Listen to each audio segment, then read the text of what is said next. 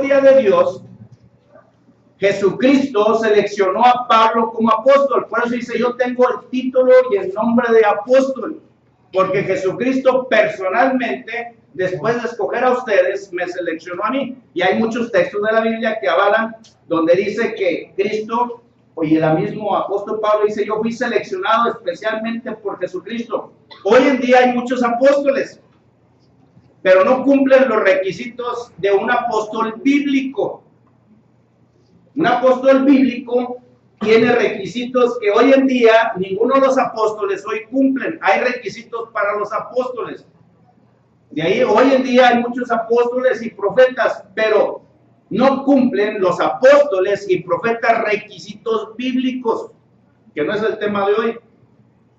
Más sin embargo, Pablo, en el tiempo que vivían los apóstoles y que había muerto Jesucristo, lo seleccionó y lo selló y le puso el título de apóstol Pablo. Entonces, vamos a ver ahí, ya está en los mapas de la Biblia de atrás, dice primer, segundo viaje de Pablo.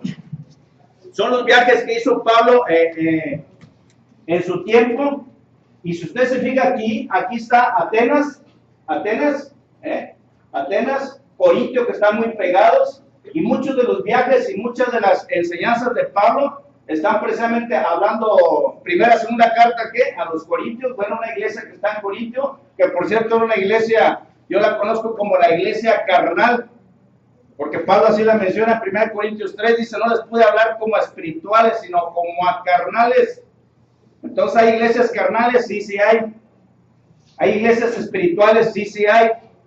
¿Hay iglesias que pierden el amor a Dios? Sí, sí hay. Y encontramos 7 iglesias, ahí en Apocalipsis hablando de las 7 iglesias, pero aquí encontramos a Corintio, una de las cartas de las que escribe Pablo, primera, segunda carta de los Corintios. Bueno, aquí estableció él una iglesia. Atenas, encontramos que Pablo ahora llegando a la ciudad de Atenas, enseña lo que vamos a estudiar el día de hoy. Entonces usted ya está atrás en los mapas de su Biblia, ¿verdad? Ahora, usted mira unos colores y unas flechitas. Hay dos colores para, bueno, ahí es de un solo color, ¿verdad? Sí. Bueno, el mío trae 2 colores las flechas para identificar. Por ejemplo, en uno trae el color verde, en la mía, la de ustedes es el mismo color negro, ¿no? Parece, ¿verdad? Porque es blanco y negro. Bueno, pero hay 2 tipos de colores en ese mapa, 2 tipos de colores. 2 tipos de colores. ¿Qué significan estos 2 tipos de colores? Uno, la ruta de Pablo, para que entiendan esos mapas. Una, donde Pablo empieza, vamos a decirlo aquí en Atenas, su viaje misionero y tiene el color verde. ¿Qué quiere decir? En la Biblia mía, cuando ustedes, o si tienen su Biblia colores, ¿qué significa? Y ahí les explica, es de que Pablo hizo el recorrido con cierto discípulo, vamos a decir, siempre andaba con Bernabé, Silas y Timoteo. Entonces, ¿qué trata de decir la Biblia para que tengan entendimiento de lo que son los mapas? Ahí mismo dice que el color verde, ¿qué dice la tuya, hermana Dalila? Ahí dice que el recorrido de Pablo con Silas, color verde. Y luego viene otro color rojo, el recorrido de Pablo con Santiago. ¿Verdad? Entonces, es lo que significa, hermanos, que hizo recorridos y viajes misioneros Pablo, pero una vez se llevó a Silas, una vez se llevó a Timoteo, una vez se llevó a Bernabé, otra vez se va a llevar a Rubén, otra vez, es lo que significan esos mapas. Los viajes misioneros de Pablo. En pocas palabras, nosotros no hemos hecho nada. No hemos iniciado. Amén. Pablo ya escribió 13 cartas. Si usted relatara su vida el día de hoy, ¿qué escribiera de su vida? ¿Qué relatara su vida? ¿En cuánto cabría su historia? ¿En una hoja? Dice la Escritura que la vida de Jesucristo no cabría ni en todos los libros del mundo, lo que hizo Jesucristo. Pero lo que Dios nos escribió, nos dejó escrito, o sea, es decir, las Escrituras, lo que dejó escrito de Jesucristo, lo que Él hizo, está escrito para que tú y yo creamos que Él es el Hijo de Dios. Amén. Amén. Amén. Vamos a orar. Bendito Dios y buen Padre Celestial, Señor. Te pido en esta hora, Señor, que hable mi espíritu y no mi carne, Señor.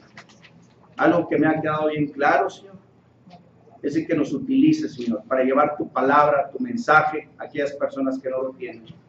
Espíritu Santo, habla a través de mí Sella mis labios y que no hable en este día, Señor, mi carne. Perdóname de cualquier pecado, cualquier falta, y solamente lo que queremos es hablar de tu palabra, de ese Dios no conocido.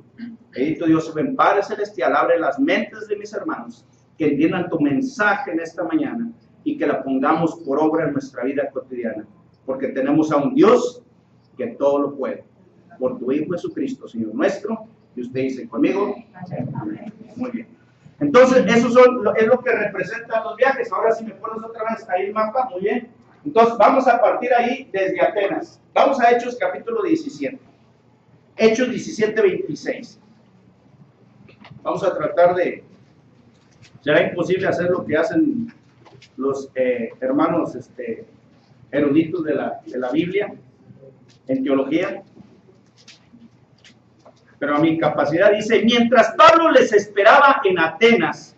Atenas, hermanos, les voy a decir lo que, de dónde viene el nombre de Atenas. Estudiando un poquito la historia, el nombre de Atenas viene del nombre de la diosa Atenea.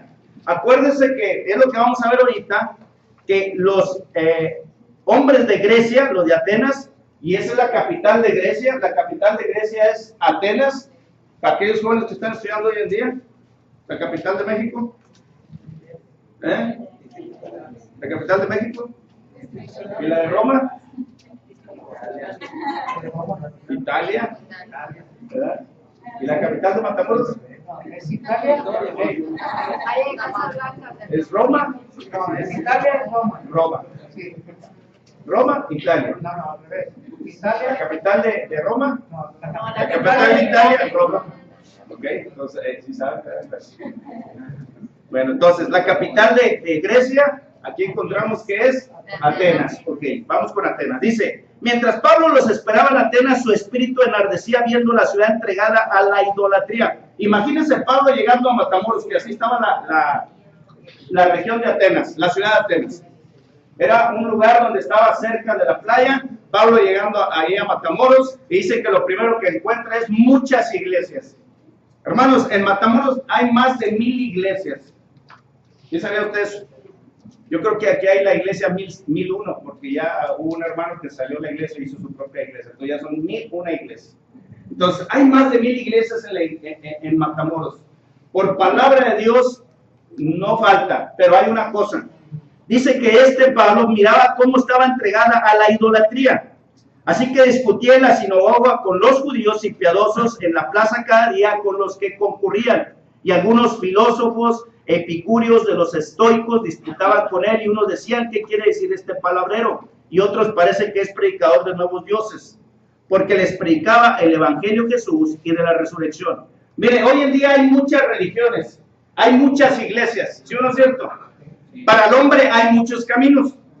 El hombre ha creado muchos caminos para llegar a Dios. Y de hecho estos hombres, filósofos, estoicos y estudiando un poquito, a ver si pronuncio bien la palabra, epicúreos, pues mejor vamos a decir estoicos, ¿verdad? Es más fácil. Pero eran los mismos, al final de cuentas eran los mismos. Pero dice que eran hombres filósofos. De ahí vienen los grandes filósofos hoy en día que nos enseñan en la escuela. Algunos filósofos de la escuela se acuerdan de aquel de Sócrates, Platón, Aristóteles, otro que se nos menciona mucho en las matemáticas. ¿Alguien ya llegó a la escuela, a la universidad? ¿Dónde Pitágoras, ¿verdad? De las matemáticas. Pero hay Hipócrates, medicina. Bueno, todos esos grandes pensadores son de aquí, de Grecia. Pero fíjense una cosa. Mientras estos hombres filósofos querían estudiar y aprender más, hubo un hombre que hizo fama de su frase. ¿Se acuerdan Sócrates? ¿Qué dijo? Yo solo sé que no sé nada. Pues en verdad te cuento, no sabía nada, porque todo estaba bien torcido. Porque ellos buscaban a Dios y todo le daban una explicación lógica basado en lo que miraban, basado en la naturaleza, basado en el universo. Pero ellos no tenían a conciencia y no tenían el conocimiento verdadero ¿de qué? De entender y saber que hay un solo Dios. Y ese Dios no conocido, Pablo les venía a predicar. Hoy en día, hermanos, hay muchas iglesias. Hoy en día hay muchas doctrinas. Hay muchos caminos, pero yo le voy a decir algo. No todos los caminos conducen a Dios. Aunque todos hablan de Dios, no todos enseñan lo que Dios dice en su palabra. En pocas palabras, no todos los caminos nos llevan a Dios. Solamente hay un camino, verdad y la vida, y ese nombre se llama, y ese camino, Jesucristo. Entonces, a mí me quedó bien claro cuando estaba estudiando esto, de Hechos capítulo 17, decía Rubén al principio, ¿por qué me gusta mucho el libro de los Hechos? Porque usted va a encontrar en el libro de los Hechos, hermanos, toda la historia de la iglesia, toda la historia, el inicio, sus comienzos. Si usted quiere hablar de doctrina, quiere hablar del origen de la iglesia, vaya al libro de los Hechos. Porque muchos apelan a Mateo 16, 18. Yo te digo que tú eres Pedro y sobre esta roca edificaré mi iglesia. Y toman ese pasaje y lo hacen un pretexto. Lo toman como base para difundir su doctrina o difundir su iglesia. Pero no miran que el fundamento no es Pedro, el fundamento es Cristo. Entonces sacan del contexto un texto y hacen un pretexto. En pocas palabras, hacen una religión. Y Pablo, viendo que estos hombres filósofos buscaban la sabiduría en las cosas de este mundo, va y les dice esto. Algo bien sencillo. Porque acuérdense, Pablo ya tenía la Biblia como nosotros la tenemos aquí. ¿Tú no tenías la Biblia? Entonces, ¿qué les podía predicar Pablo? Ahí dice que el versículo 18, cuando empieza a hablar de la palabra de Dios, dice que Pablo les predicaba en el versículo 18, les predicaba el evangelio ¿de qué? De Jesús y de la resurrección. En pocas palabras, él no tenía con qué sacar citas bíblicas para decirles, miren, Jesús es el Hijo de Dios, miren esto. Él no tenía. Lo único que tenía que era ¿qué? La palabra. Nada más. Y si usted se fija en el Hechos capítulo, vamos a ver el Hechos capítulo 17, Hechos 17. Vamos a ver el versículo 3, me voy a brincar un poquito. Dice, declarando y exponiendo por medio de las escrituras que era necesario, por medio de las escrituras, ¿de cuáles escrituras está hablando aquí? Decía, ¿no tienen las escrituras? Pues no tenía las escrituras del Nuevo Testamento. Pero ya tenía las escrituras del Antiguo Testamento. Ya venía la profecía. Entonces dice, les exponía las escrituras ¿de qué? De que Cristo, dice allí, que era necesario que Cristo padeciese y resucitase de los muertos, que Jesús a quien yo os anuncio, decía él es el Cristo. Esa es su enseñanza, su participación en la prédica palabra de Dios. Hermanos, en pocas palabras, a mí me quedó bien claro. A las personas que les vas a hablar de Jesucristo, no les vas a hablar del Apocalipsis ni de toda la Biblia. Lo único que les vas a decir, te invito a que oigas la palabra de Dios. Te invito a que conozcas el camino. Cristo te ama y Jesucristo es el camino que te lleva al cielo. ¿Qué le voy a decir a las personas nuevas? Eso. Cristo te ama y es necesario que para ir al cielo tú y yo tengamos a Jesucristo. Nada más. No, pero es que allá en tu iglesia pantalones usan, allá en tu iglesia saltan, allá en tu iglesia. Tú y yo necesitamos a Jesucristo para ir ¿a dónde? Al cielo. ¿Pero qué enseñan en tu iglesia? Olvídate lo que enseñan. ¿Ya tienes a Cristo en tu corazón? Porque si no tienes a Cristo en tu corazón, en la iglesia que estés, en el lugar que estés, en la alabanza que estés, en la prédica que estés, no vas para el cielo, si no tienes a Cristo en tu corazón. Y por eso dice aquí Pablo, enseñándoles y diciéndoles a estos filósofos, y aquí encontramos en el libro de los Hechos. ¿Quién escribió el libro de los Hechos? A ver. El libro de los Hechos, ¿alguien se acuerda quién escribió? El libro de los Hechos les escribió Lucas. Y Lucas no era judío, era un gentil. Lucas era un gentil. Pero Lucas, escribiendo el libro de los Hechos, dice en Hechos capítulo 1, vaya conmigo para allá rápidamente. Hechos 1. En el primer tratado, Teófilo, te hablé acerca de todas las cosas que Jesús comenzó a hacer y a enseñar. Hablando este escritor, y decimos, bueno, Lucas, porque decimos que Lucas dice, en el primer tratado, oh Teófilo. Ahora vamos a Lucas, capítulo 1. Vaya conmigo a Lucas 1. Ahora alguien me ayuda a leer Lucas 1 hasta el versículo 4, del 1 al 4, a ver qué dice para decirle, para designarle. ¿Quién lo tiene? ¿A la 1? ¿A las 2? ¿Ya, Iván? ¿Puedes leerlo del 1 al 4, por favor? Mientras... Dice, puesto que ya muchos han tratado de poner en orden la historia de las cosas que entre nosotros han sido ciertísimas, tal como nos los enseñaron los que desde el principio lo vieron en sus ojos y fueron ministros de la palabra. Me ha parecido también a mí, después de haber investigado con diligencia todas las cosas de su origen, escribírtelas por orden, oh excelentísimo Teófilo. Ajá, dice, oh excelentísimo Teófilo. Y en Hechos capítulo 1 dice, en la primer, ¿qué dice? En el primer tratado. ¿Cuál es el primer tratado? O sea, la primera plática entre Lucas y Teófilo. Pues el Evangelio de Lucas. Por eso decíamos que Lucas es uno de los escritores del libro de los Hechos. Ahora, el libro de los Hechos, hermano, usted va a encontrar, fíjese, el origen de la iglesia, pero también va a encontrar la transición, fíjese bien, la transición quiere decir el cambio de la ley de Moisés, o sea, del Antiguo Testamento a la gracia. Porque acuérdense que cuando los apóstoles empezaron a predicar en Hechos, cuando ya muere Jesucristo, le dice, váyanse a Jerusalén porque ahí en Jerusalén van a recibir el poder del Espíritu Santo. Entonces hay gente que otra vez, como Mateo 16:18, toma un versículo para hacer una iglesia y sacan Hechos capítulo 2 donde dice el Pentecostés.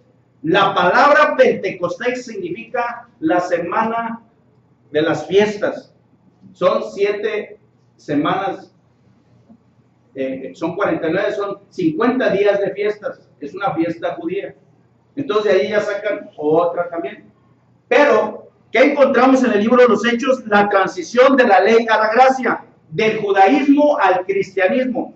Y Hechos capítulo, donde estamos, Hechos capítulo 17, que no sería el tema de hoy hablar de los orígenes de las iglesias, pero la iglesia del Señor fue fundada por Jesucristo, no por ningún hombre. Esa es la diferencia de las iglesias que no son del Señor o que no son bíblicas a las que son bíblicas. La iglesia del Señor es fundada por Jesucristo. Y muchas de las iglesias hoy en día son fundadas por hombres, si usted se fija. Esa es una. Otra, el origen de esa iglesia no es ni siquiera en Jerusalén. Es en Roma, otra en Canadá, otra en África, en la India, y etc. Entonces, no vamos a hablar el tema el día de hoy de eso, pero entonces, ¿qué encontramos en el libro de los Hechos? La transición o el cambio del judaísmo al cristianismo. Porque en el momento que la gente judía, en Hechos capítulo 1, encontramos el primer discurso de Pedro, Hechos capítulo 2, el primer discurso, la primera predicación de Pedro. Ahí se cumple la promesa de Mateo 16:18, donde le dice, yo te digo que tú eres Pedro, sobre esta roca edificaré mi iglesia y a ti te daré las llaves del reino. ¿Para qué sirve una llave? Para abrir. ¿Y quién inició abriendo el reino o el evangelio? Pedro, hermanos. Fue el primero que dio el discurso del evangelio, Pedro. Hechos 2:36. Y les explica a los judíos. Y es cuando se empieza a iniciar, ¿qué? La iglesia de Jesucristo, la iglesia de Dios. Todo está en el libro de los Hechos. Si usted quiere ver el origen, la historia, ahí está. Entonces, vamos a ver. Seguimos con Hechos capítulo 17. Y entonces Pablo, estando ahí en Atenas, mira que estos hombres filósofos, encontramos, ya decíamos, encontramos filósofos como los Sócrates, Platón, y estos filósofos, hermanos, la mentalidad de ellos, la filosofía de ellos, y ahorita no está la hermana Karina que estudió psicología, la filosofía de estos hombres era sacar una razón lógica por qué existimos. A todo le buscaban una razón lógica. Hubo una explosión, y si tú te portas bien el día de hoy, en vez de nacer en un perro, vas a nacer en un rico, y esa era la explicación. De ahí que viene pegar todas esas doctrinas y enseñanzas como la de Buda, del Islam y todo eso. Dicen, si te portas bien, vas a reencarnar en un rico, y si te portas mal, vas a reencarnar en un perro. Por eso, ¿por qué creen que los de la India, eso es cierto, hermano, en serio, ¿por qué creen que los de la India cuando ven los animales, un perro, dicen, no lo mates porque puede ser tu pariente? Sí, en serio, no estoy jugando, en serio, hermanos. Porque los filósofos empezaron a pregonar su falsa enseñanza o su enseñanza a la manera de su razonamiento. Por eso Pablo les dice, hay un Dios y vamos a ver. Y por eso hoy en día la India y todos esos lugares que pregonan acerca de que si te portas bien vas a más niveles, vas madurando y vas a morir, pero vas a rejuvenecer, vas a ser una nueva persona, pero sin tomar en cuenta a Dios. O sea, todo es por ti mismo. O sea, ellos se creen Dios. Estos hombres filósofos de Atenas se creían dioses. Por eso le pusieron a la ciudad de Atenas, ¿cómo? Atenas, por la diosa Atenea. Y de ahí vienen todos las películas, ¿recuerdan las películas de Hércules? De Zeus. Hércules, ¿a quién le figura en la Biblia? Pues a Sansón, ¿verdad? Y Zeus, que es el dios del Olimpo, pues Dios. Y así empezamos a ver, porque ellos todos buscaban que ellos eran dioses. Y dice la escritura en Hechos capítulo 10, versículo 19, dice, tomándole a Pablo, o sea, tomándole, le trajeron al Areópago diciendo, ¿podremos saber qué es esta nueva enseñanza de que hablas? Pues traes a nuestros oídos cosas extrañas. Queremos pues saber qué quiere decir esto. Porque todos los atenienses, los extranjeros, residentes allí, en ninguna otra cosa se interesan sino en decir o oír algo nuevo. Entonces Pablo, puesto en pie en medio del Areópago, dijo, varones atenienses, en todo observo que sois muy religiosos. ¿Qué es el Areópago, hermanos? El Areópago es como puedo decir, era el tribuno de ellos, era el lugar de alto de ellos, así como estoy ahorita aquí. Era como el púlpito de ellos, pero era en roca. ¿Se acuerdan cuando crucificaron a Jesucristo, lo llevaron ante Pilato? O sea, era el tribuno, era donde los de Atenas tenían su lugar de reunión y una persona que quería exponer su enseñanza lo subían ahí al tribunal o al lugar ese alto y todos escuchaban. Era lo que hacían los de Atenas. Ese es el famoso Areópago. Pero le dicen, a ver tú, que traes nuevas enseñanzas, queremos oírte, ven, súbete ahí a ese lugar del tribuno, súbete a esa rampa, súbete a ese palco. Y Pablo le dice en el versículo 23, que es lo que me gusta, y ahí nació mi enseñanza, versículo 23, ¿qué dice? Porque pasando y mirando vuestros santuarios, ahí también un altar en el cual estaba esta inscripción. ¿Cuál era la inscripción? Al Dios no conocido. Al que vosotros adoráis, pues sin conocerle, es a quien yo os anuncio. Y en esta mañana, hermanos, a ese Dios yo te anuncio, al Dios no conocido. Y usted dirá, hermano, ya lo conozco. Dice la escritura que si nosotros, ¿cuál es el verdadero conocimiento de Dios? ¿Cuál es el verdadero conocimiento de Dios? Dice en 1 Juan capítulo 4, vaya conmigo allá. ¿Qué es conocer a Dios? ¿Qué es realmente conocer a Dios? ¿Qué es realmente conocer a Jesucristo? 1 Juan capítulo 4, verso 8. ¿Está conmigo? Léalo fuerte conmigo. ¿Todos juntos estamos? Esto es conocer a Dios, hermanos. Yo me quedé cuando iba a hacer esta enseñanza. Todos aquí conocemos la verdad, ¿eh? Todos aquí conocemos el Evangelio. Todos aquí conocemos la palabra de Dios.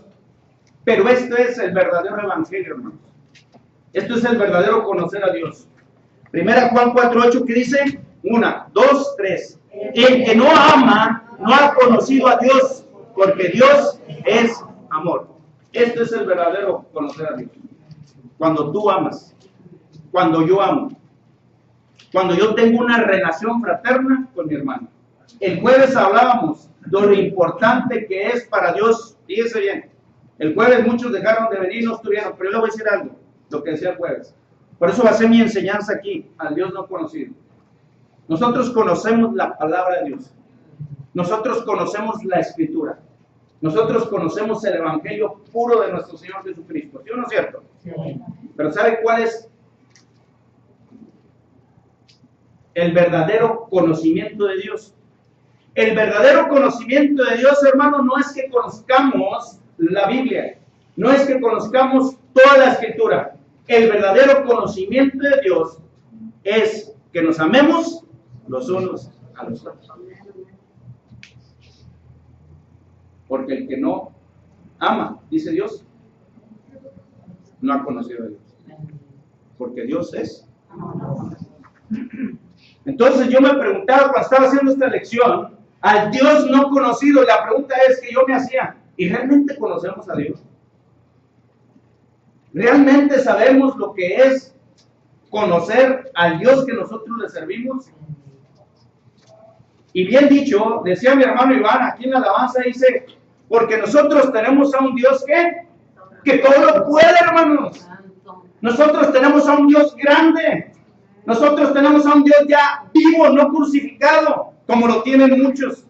Por eso Pablo, llegando a la ciudad de Atenas, le dice, al Dios no conocido es al que vosotros, yo vengo a predicarles y vengo a enseñarles en esta mañana.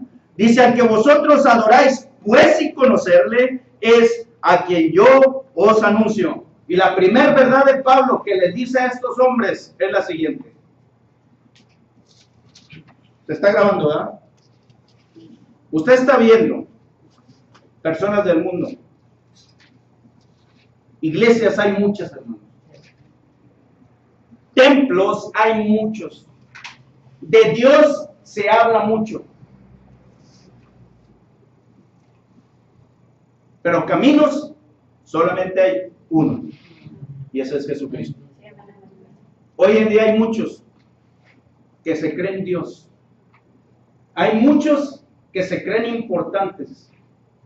Cuando al final de cuentas, el importante en la vida de nosotros se llama Jesucristo. Y Pablo, utilizando precisamente su mismo contorno, su mismo lugar, les dice. Y dice lo que hizo Pablo. Pablo utilizó un puente. Un puente quiere decir que utilizó sus mismas herramientas, lo mismo que miraba, pero para crear un enlace de comunión con ellos y no de división con ellos. ¿Me explico? Nosotros lo que tenemos que hacer es crear puentes con las personas que no conocen de Jesucristo. Nosotros lo que tenemos que es hacer fraternidad o comunión con ellos, invitarles a escuchar que el camino al cielo se llama Jesucristo. Y a ese Dios no conocido es al que nosotros debemos de anunciar. Siempre lo primero que nos dicen las personas que vamos a invitar. Es que yo tengo mi religión. Es que yo tengo mi enseñanza. Es que mi pastor me dice eso. Mi pastor, mi religión. Cristo, hermano y amigo que nos ve, no es religión. Cristo es una relación personal tuya y mía con Él. No es una religión. La religión, la iglesia, no nos va a salvar. Quien nos va a salvar es Jesucristo. Y es si tú lo tienes en tu corazón. Porque no es más importante que estés en una alabanza, que estés en un púlpito, que estés abriendo iglesias, que estés tocando puertas, si no tienes una relación directa con Jesucristo. A eso se le llama activities. Es más importante para Dios tu relación con Él que tu activities para Él.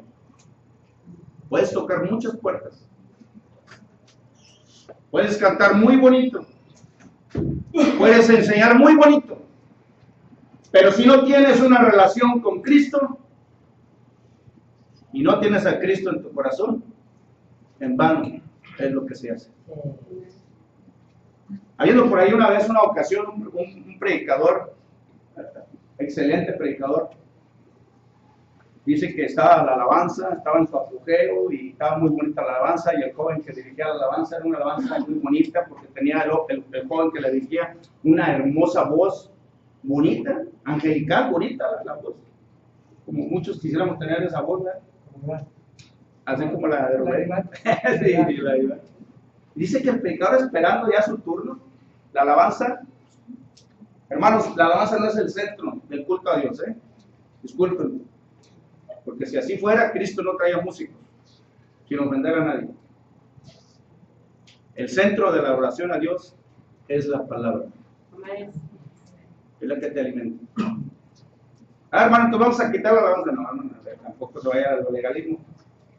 Una vez una persona ahí por el rey me decía, si tú conocieras a Cristo y tú dices que tienes a Cristo en tu corazón, no pondrías tu logotipo en la América.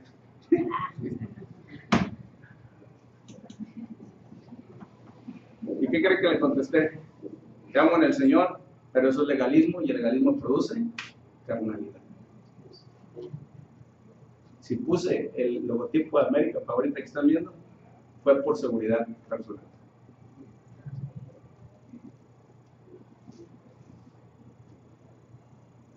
Seguridad personal, si yo quiero poner eso así, seguridad personal. Ya lo cambié, ahora puse todo lo puedo en Cristo que me fortalece.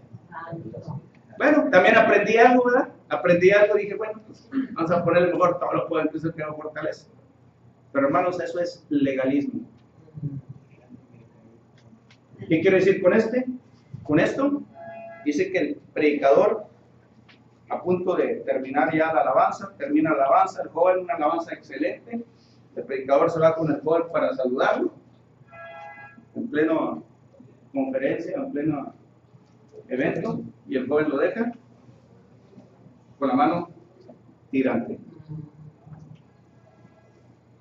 Se sube el predicador a dar su conferencia, pero se queda asombrado del corazón de este joven. Tenía una hermosa voz, una adoración hermosa, pero no tenía a Cristo en su corazón. Y Pablo, lo que viene a decirles aquí, a Hechos, capítulo 17, primer verdad, versículo 24, le dice, el Dios que hizo el mundo y todas las cosas que en él hay, siendo Señor del cielo y de la tierra, primera verdad, la persona debe saber, la gente debe saber, como ustedes saber, que Dios, hermanos, que dice en el versículo 24, Él no habita en templos hechos por manos humanas. Dios ya no está, hermanos, en una iglesia literal. Dios ya no está en un edificio. Dice la palabra de nuestro Dios que ahora Él mora, ¿qué? Con nosotros. Ahora el Espíritu Santo mora en ti. Estamos en el tiempo de la gracia. Es más, hay iglesias, hay cristianos, hay personas que no saben que estamos en el tiempo de la gracia.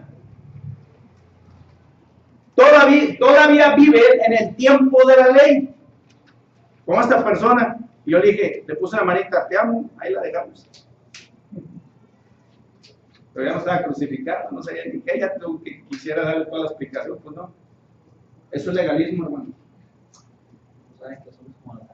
No sabes que somos que sí. Le hubiera citado ese texto, no, y bien que hubiera citado otro, el de Chivas, y ya. Porque siempre sacamos para eso. Pero veis, algo que a mí me queda con los filósofos, y es algo que no les dije, lo voy a decir. Algo que me queda sorprendido con ellos es que a pesar de que ellos en su conocimiento humano siempre querían ¿qué? Aprender. Y nosotros es lo contrario. Pensamos que ya lo sabemos todo y no abrimos la Biblia para aprender, ¿verdad? ¿Cuántas veces agarramos la Biblia a la semana para estudiarla, para leerla? Un versículo. Y es lo que me quedó sorprendido, porque eran hombres que hasta la actualidad se aplican muchos de sus conocimientos. ¿Sabían? En la escuela lo que les hablan, ¿sí o no es cierto? Aquellos que están en la escuela, ¿están en la escuela todavía? ¿Sí? ¿Están en la escuela? Todavía me acuerdo de Sócrates. Yo solo sé que no sé nada. Pues sí es cierto, no sabía nada. Porque al final de cuentas no sabía lo que era la verdad, que es la palabra de Dios, y no sabía que el único camino que le lleva al cielo se llama Jesucristo. Pero eso es lo que tenemos que predicarle a la gente.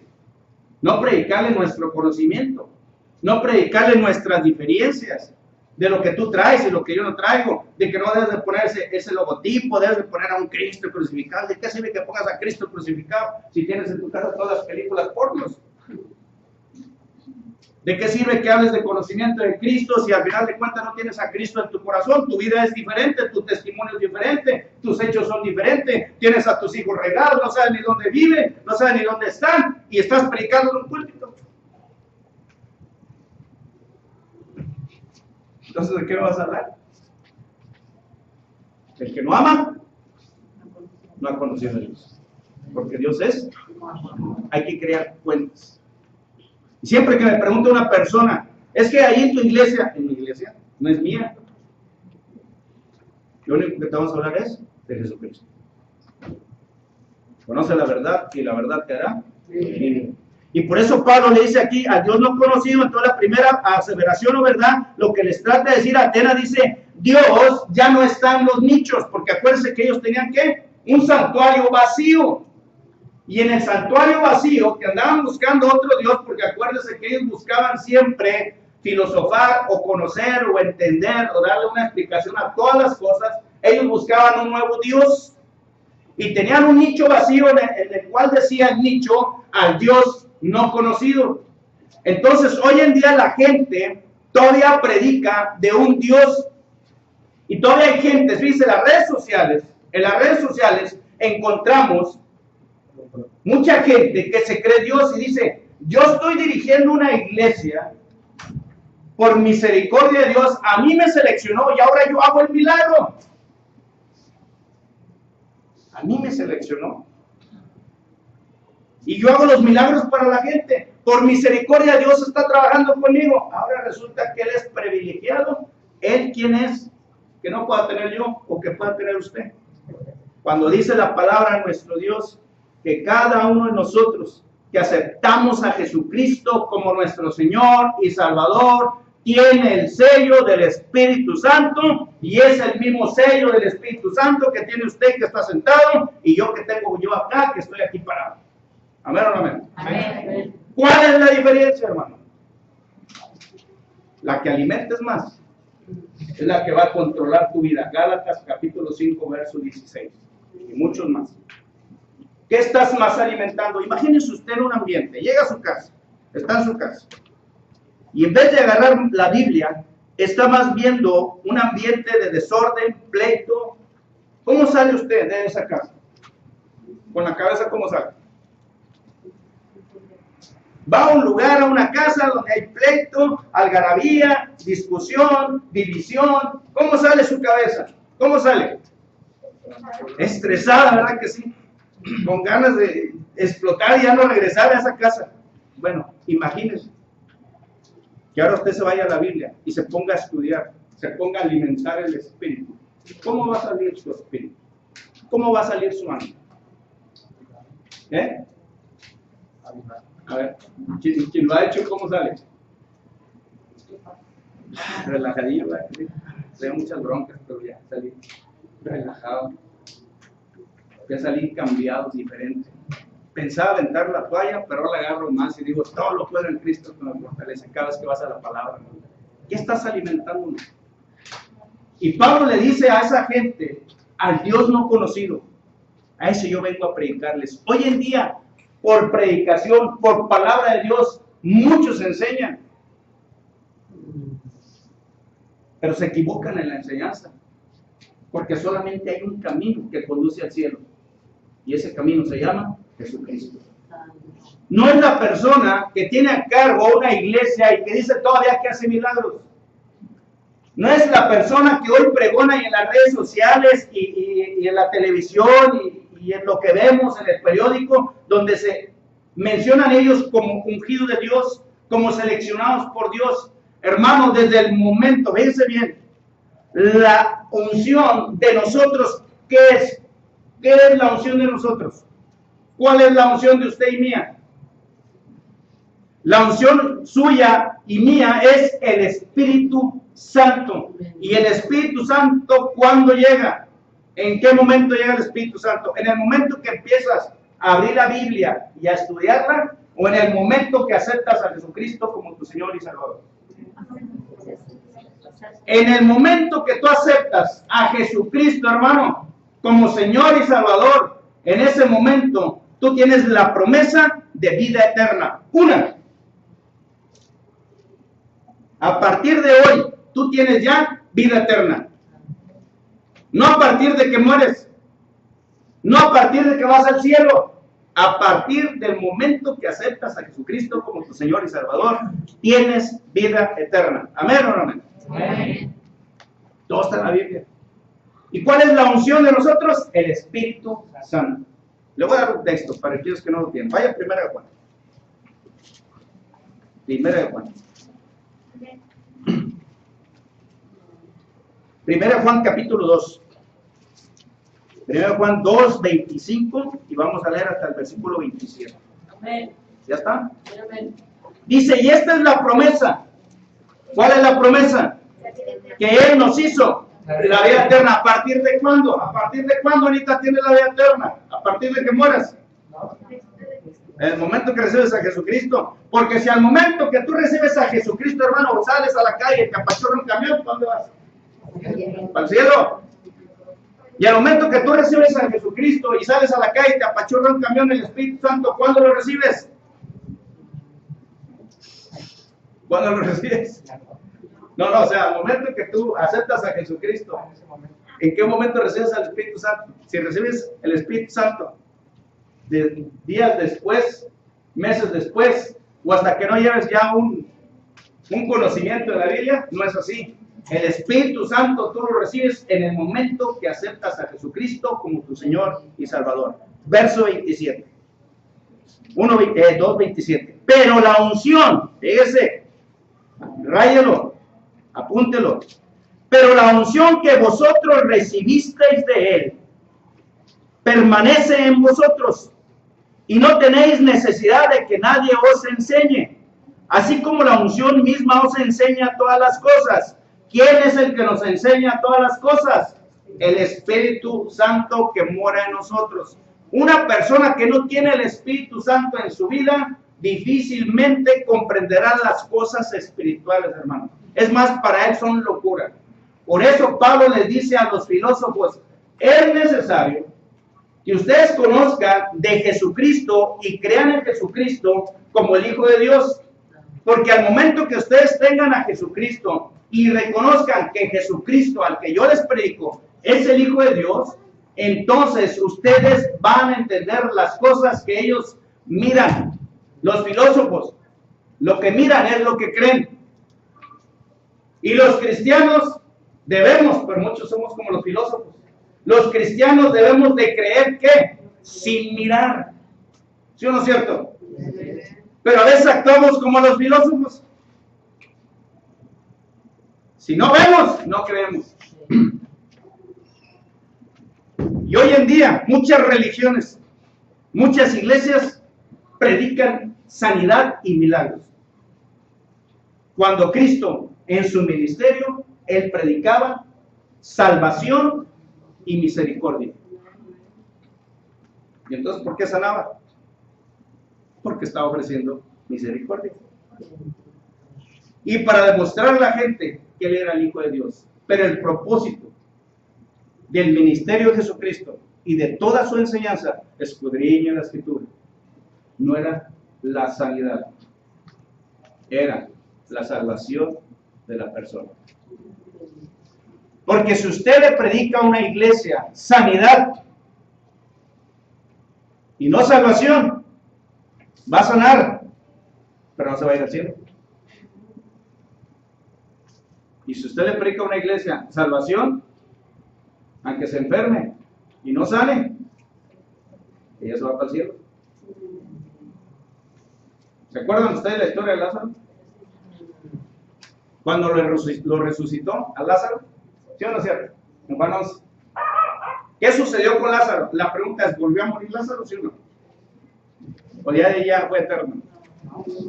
Murió. ¿Murió Lázaro? No sé cuál es la historia. Murió. Pero lo importante que aparte que Él hizo el milagro de la resurrección, Él había hecho el milagro de su salvación. Y para Cristo, para Dios, es más importante tu salvación. Pero al momento que Dios te dé la salvación, hermano, por misericordia, te va a dar la sanación, si Él ya así le place. Amén. Amén. Todos queremos salud, pero si a Dios no le place dejarte vivir un día más, no te preocupes, no te estreses.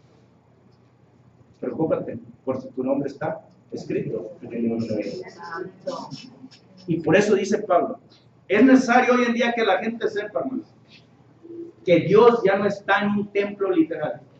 Dios ya está morando en cada uno de nosotros. 1 Corintios 6:19. Vamos cerrando el tema. 1 Corintios 6:19. 1 Corintios 6:19. Usted se lo debe saber. Y dice allí, ¿quién lo tiene? Hermana Dalila, lo puede leer fuerte acá hasta la otra parte del lugar. ¿O ignoráis que vuestro cuerpo es templo del Espíritu Santo, el cual está en vosotros, el cual tenéis de Dios y que no sois vuestros?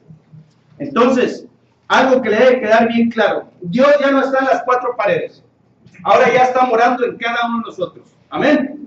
Entonces no tiene por qué irse a su casa ahorita, no tiene por qué irse a su casa ahorita o vivir la semana o los días o los meses en desánimo, porque el Espíritu Santo mora en usted y el Espíritu Santo le da el poder, le da el ánimo, la fortaleza para seguir adelante y vencer los problemas. ¿Amén o no amén? Amén. De aquí en adelante, hermanos, a usted le debe quedar bien claro que usted tiene un Dios que todo lo puede.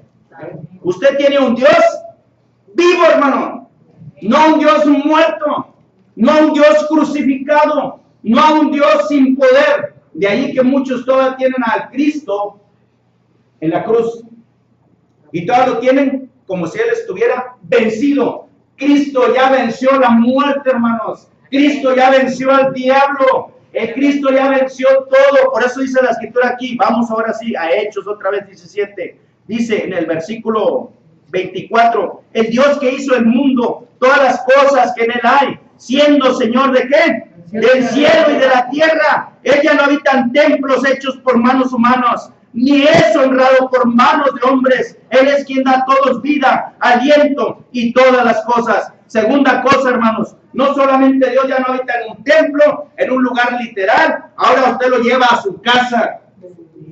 Nomás una cosa, llévelo con usted, no lo deje en el closet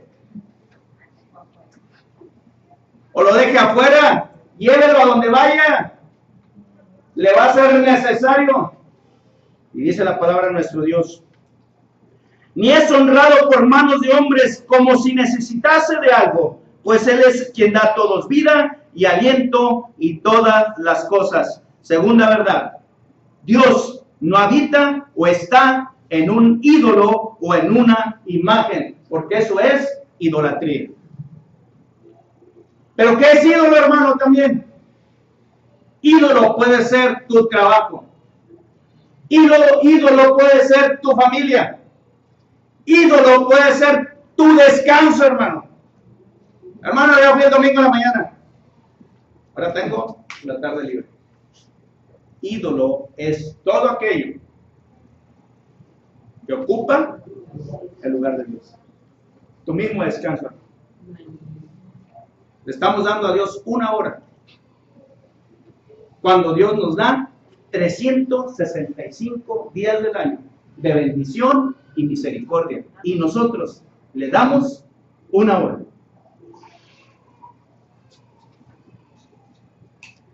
Salmo 115, verso 3. Salmo 115, 3. Ahí se lo dejo a tarea, porque su vida espiritual anda así. Salmo 115, verso 3 al 8. Alguien que lo lea, y lo quise leer para que vean que la Biblia también habla en el Antiguo Testamento como en el Nuevo, habla de la idolatría, ídolo o alguna otra cosa. Dios la rechaza, Dios la condena. Él ya no está en ninguna imagen. Es más, hermano y amigo que nos mira, si usted dice que esa imagen o ese ídolo le hizo el milagro, yo lo voy a decir con la Biblia, que Dios ya no trabaja así. Ya no trabaja a través de imágenes o ídolos, ni esculturas. También el diablo imita a Dios y puede hacer un milagro que no proviene de Dios. Dios ya no trabaja así. Dios no le hace milagros a las personas que no creen en Él. Y hoy en día predican que para que creas en Él, Dios te va a hacer el milagro. Pues mentira. Dios hacía milagros, o Jesucristo, a las personas que ya creían en Él. Y el milagro era nomás para confirmar su creencia en Él. Y hoy en día predican al revés. Te voy a hacer el milagro para que creas en Él. Eso es mentira. Eso es diabólico, es satánico. Hoy en día ningún ídolo, ninguna imagen proviene de Dios. El diablo también se disfraza como ángel de luz. Porque hoy en día estaba viendo yo en las redes sociales y en la televisión cómo salían imágenes y las llevaban. Y es más, hasta algunas se les cayeron y se les partió el brazo, etc. Dice la escritura en Salmo 115, versos 3 al 8. ¿Quién lo tiene? Lo puede leer fuerte. Hermana Caro, por favor. Nuestro Dios está en los cielos, todo lo que quiso ha hecho. Los ídolos de ellos son plata y oro, obra de manos de hombres. Tienen boca, mas no hablan. Tienen ojos, mas no ven. Orejas tienen, mas no oyen. Tienen narices, mas no huelen. Manos tienen, mas no palpan. Tienen pies, mas no andan. No hablan con su garganta. Semejantes a ellos son los que los hacen, y cualquiera que confíe en ellos. Entonces ya encontramos ahí, los ídolos para Dios son Nada. Dice para ellos, dice Dios, Él los abomina y los rechaza. Hoy en día. Hermano, pero estoy viendo la imagen. Sí. Hermano, y no sé, más me causaría curiosidad que el día de hoy no existieran ese tipo de manifestaciones. Las manifestaciones aparentemente divinas va a haber, hermanos. Amigo, va a haber, pero no provienen de Dios. Dios no trabaja así. Dios quiere que sin verle creas en Él. A eso se le llama fe, a eso se le llama convicción. Y ese es el problema de muchas religiones y muchos cristianos. Quieren ver para creer. Vamos cerrando el tema, Hechos 17, y cerramos diciendo lo siguiente. Ni es honrado por manos de hombres como si necesitase de algo, pues Él es a quien da a todos vida y aliento de todas las cosas. Tercera verdad de Dios. Dios no habita en templos hechos por manos humanas. Dios no habita en ninguna imagen. Pero otra cosa, hermanos. Dios, hermano, amigo, predicador, pastor. Dios no necesita de nosotros. Amén. Hay predicadores, pastores, evangelistas que piensan que son la Coca-Cola del mundo, que se creen los ungidos de Dios. Nosotros, hermanos, somos los que necesitamos de Dios y Dios no de nosotros. Amén. Nosotros simplemente somos instrumentos de Dios, que somos utilizados para llevar su palabra a las personas que no lo conocen. No eres importante tú. No soy importante yo. Si yo no lo quiero hacer, hermano, otro lo hará. Si otro no quiere cantar, otro lo hará. Si otro no quiere predicar, otro lo hará. Y hay pastores, predicadores, que se dicen los ungidos de Dios y que se creen la Coca-Cola del desierto. Nosotros somos los que necesitamos de Dios. Por eso dice Pablo, ni es honrado por manos de hombres como si necesitase de algo, pues ¿quién? Él es el quien da a todos, ¿qué? Vida, aliento y todas las cosas. En pocas palabras, amigo predicador, pastor que me ve, la camioneta que tú traes no es tuya. Lo que tú posees no es tuyo, ni lo presumas. Proviene de Dios. Y si es bien habido, fíjense, Porque hay que predicadores que nomás están hablando de dinero y están pidiendo cuota y muchas cosas. Si proviene de Dios, qué bueno. Si proviene de Dios, así como te las dio, también te las puede quitar. Pero lo más importante para Dios no es toda la activitis que tú desarrolles, hermano, eso entiéndelo. Tocando puertas, abriendo iglesias, haciendo conciertos. Lo más importante para Dios es que te quede claro a ti y a mí nuestra relación con Él. Si no, en vano será todo lo que hagamos. Quiero concluir con lo siguiente. Verso 26.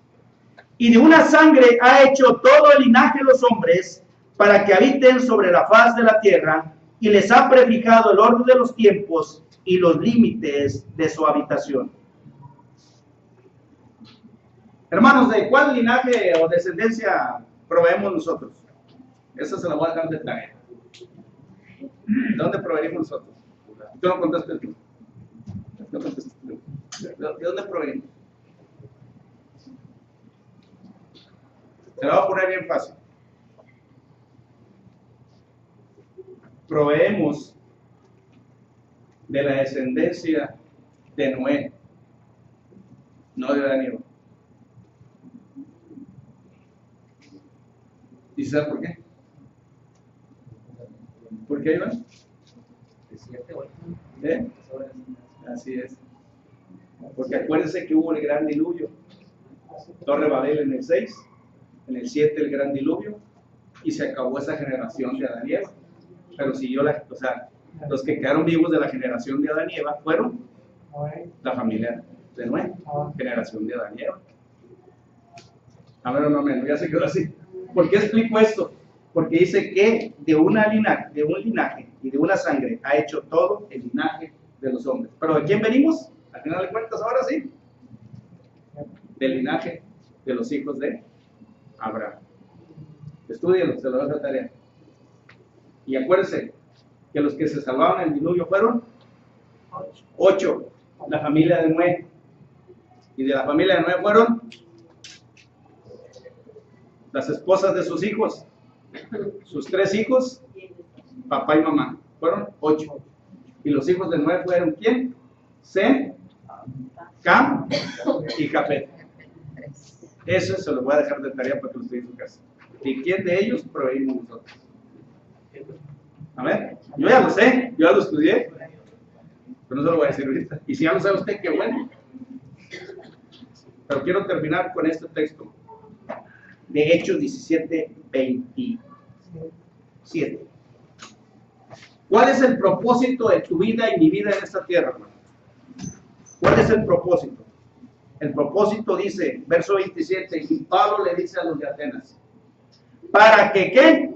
Para que busquen a Dios, si en alguna manera palpando puedan hallarle, aunque ciertamente no está lejos de cada uno de nosotros. Verso 28, porque por él vivimos y nos movemos y somos. Y Pablo explica a los de Atenas, como algunos de vuestros propios poetas también han dicho, porque linaje suyo somos. Siendo pues linaje de Dios, no debemos pensar que la divinidad sea semejante a oro o plata o piedra o escultura de arte y de imaginación de hombres. Pero Dios, habiendo pasado por alto los tiempos de esta ignorancia, ahora manda a todos los hombres en todo lugar que se arrepientan. Porque cuanto ha establecido un día, el cual juzgará al mundo con justicia por aquel varón a quien designó, dando fe a todos con haberle levantado de los muertos. Y esa fue la predicación de Pablo para esta gente de Atenas.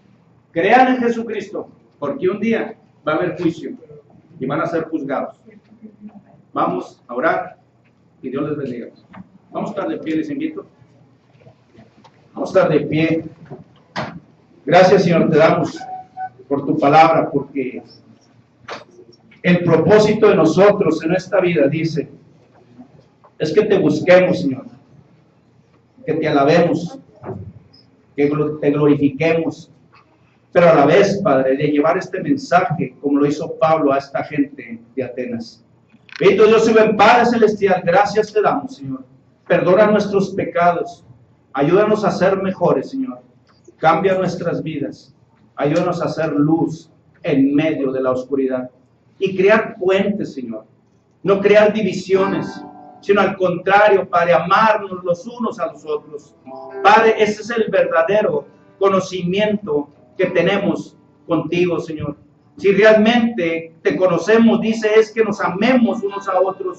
Ahí está el verdadero conocer de ti, Señor. No el conocer tu palabra como buenos eruditos, no el conocer toda la Biblia, Señor, sino el conocerte a ti. Y el conocerte a ti, dice tu palabra, es que nos amemos.